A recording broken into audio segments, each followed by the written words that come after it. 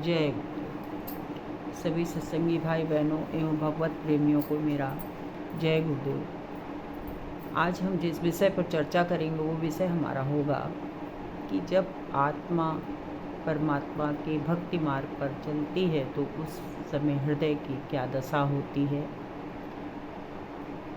आत्मा से जब तड़प पैदा होगी तब आपके नेत्रों से अश्रुधारा बहेगी, और ये अश्रु ऐसे नहीं, जब जब उस प्रीतम की याद आपके हृदय को व्यथित करेगी, सतत नेत्रों में जल भर जाएगा।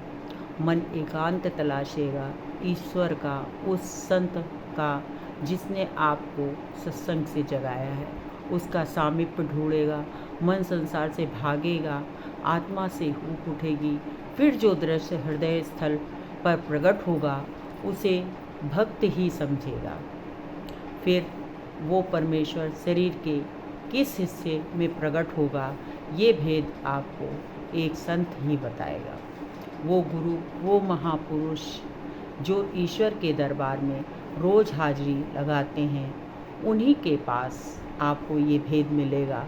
ये सत्य है कि देवता होते हैं, पर वो आपसे कब रूबरू होंगे? जब आपकी जीवात्मा का ज्ञान चक्षु खुलेगा तब वो प्रकट होंगे। इस शरीर की बाहरी आँखों से आप उन्हें कभी नहीं देख सकते। उसके लिए तो आपको अपने अंदर जाना ही पड़ेगा, और ये अपने आप में उतरने की कला को गुरु ही सिखाते हैं। उनके सहयोग के बिना आप भक्ति मार्ग का एक कदम भी आगे नहीं रख सकते, क्योंकि महापुरुष शक्ति का भंडार लेकर इस धरती पर उतरते हैं। वो जीवों पर दया करते हैं। महात्मा ने जीवों के उद्धार करने के लिए बहुत कड़ी मेहनत की है। अगर आप और हम उनकी इस दया का फिर भी लाभ न उठा पाएँ तो हमारा और आपका दुर्भाग्य है। ऐसा अवसर दोबारा नहीं मिल सकता, बड़ा ही असंभव है।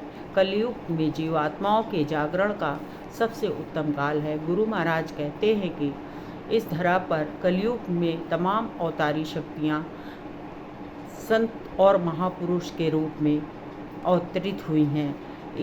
इसका लाभ हमें अवश्य उठाना चाहिए। फिर हमें संतों, उनके सामीप्य से और संतों के आदेश का पालन करने में कौन सी हानि होती है।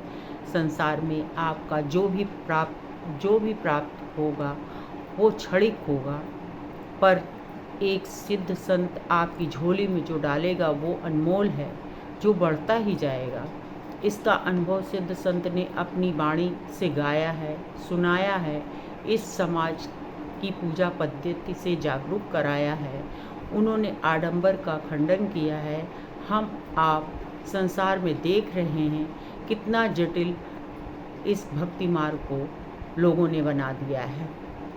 अरे बड़ा ही सरल है भक्ति मार्ग, उसका नाम लेना, उस नाम को अपने मन में बसाना है।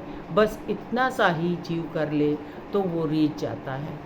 ईश्वर बहुत सहज है, पर मूल्यहीन नहीं है, अमोल है। हमने उसके इस अनमोल प्रेम को समझा ही कहाँ है। हमारे चारों ओर प्रेम की बयार हर क्षण वो बिखेर रहा है। अरे एक क्षण के लिए अगर वो संसार में फैले इस जल को सोख ले या सूर्य की रोशनी को रोक दे, कहाँ रहोगे आप? इस संसार की सारी दौलत, सारे उपाय आपको बचा लेंगे क्या? कभी नहीं। उस अमर प्रेम की झलक आप इस संसार में तलाशते हो, कभी नहीं मिलेगा। लौट आओ, यही इस जीवात्मा की पुकार है। समझो सारी उम्र भर इस संसार से प्रेम करते रहे, कुछ नहीं मिला, पर एक क्षण अगर उस प्रेम की झलक मिल गई, हृदय तृप्त हो जाएगा। आपकी जीवात्मा जन्म जन्मांतर से जो तड़प रही है, गुरु वो निहाल हो जाएगी। गुरु आपको इस संसार की माया से बाहर खींच लेगा, और जब साधक उस अंधकार से बाहर निकलकर प्रकाश की ओर चलेगा तो सारी भ्रांतियाँ दूर हो जाएंगी, सारा भ्रम मिट जाएगा। जब साधक की साधना प्रगट रूप ले लेती है तो उसे न समाज का डर होता है, न जाति का डर, सब समाप्त हो जाता है। चाहे कोई उसका सब कुछ छीन ले, जरा सा भी उन्हें अपने पद से विचलित नहीं कर सकता। कितना अपमान हो, कोई फर्क नहीं पड़ता, क्योंकि उनका हर कार्य तो उस प्रभु से जुड़ा होता है। अरे हमारी मीरा जी को ही देख लो, अगर उन्होंने समाज के तानों की परवाह की होती तो प्रभु मिलन हो पाता? उन्हें तो अपने जीवन में आए कष्टों को भी प्रभु प्रसाद समझकर ग्रहण किया। जिस दिन गुरु कृपा से आपका हर कार्य सेवा में बदल जाएगा, सहज हो जाएगा उससे मिलना। संत की लालसा, उनकी चरण धूल आपका जीवन बदल देगी।